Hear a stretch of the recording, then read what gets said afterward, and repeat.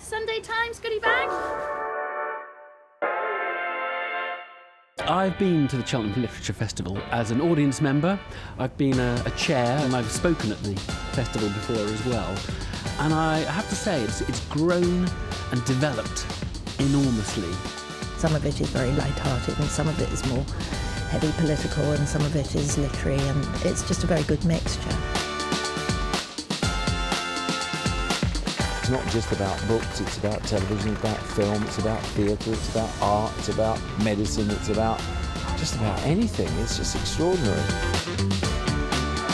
This seems like the right place to have a book festival because it's a very literary, bohemian place with the undercurrent of swingers, is what I always think about Cheltenham.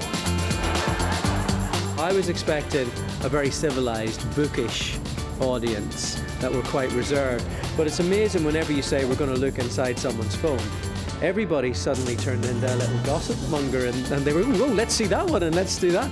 The audiences are engaged and interested.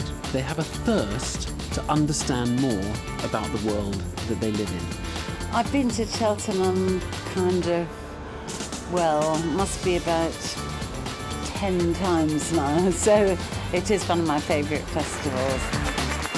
I love coming to a festival where there's a great love of children's literature all around. It's really wonderful. And best of all, you see kids who you saw 15 years ago who are now mums and dads, and they come up and say, oh, and I love that. So they're wonderful things about it. It's a kind of literary reunion, Cheltenham.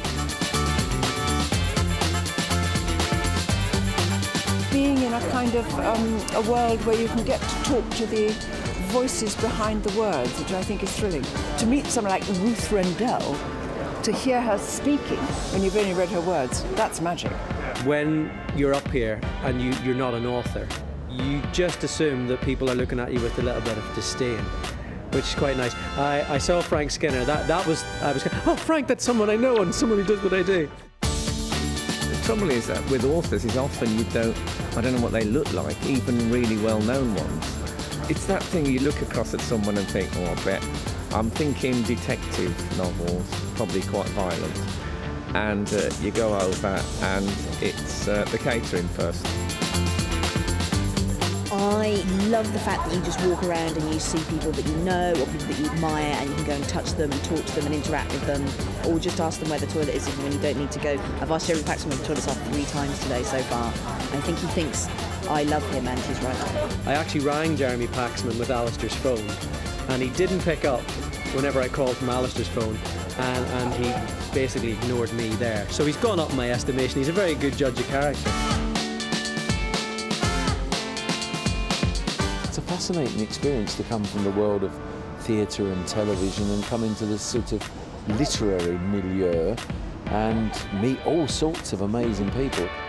It's nice that actors are now very much part of the literary scene, because a lot of them have written books or they're here to read passages from books. You know, there are quite a few actors I instantly know, and then there are people I think I know and sort of give a great big broad beam to and realise they're him off the telly, you know, a newsreader or something, but I don't know them at all.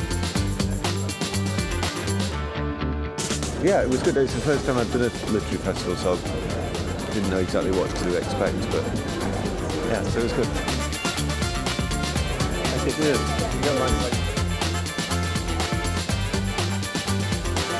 Year after year you come back and just see bigger crowds, bigger marquees, bigger audiences. One wonders whether the city of Cheltenham will be able to accommodate it before long if you extrapolate the path it's on. I've never been to a literary festival.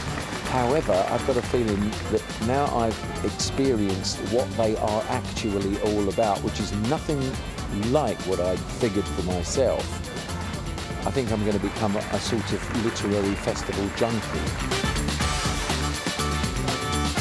I wish I had actually booked out and come and lived here for this fortnight, and I'd be here steadily on the doorstep of every single tent.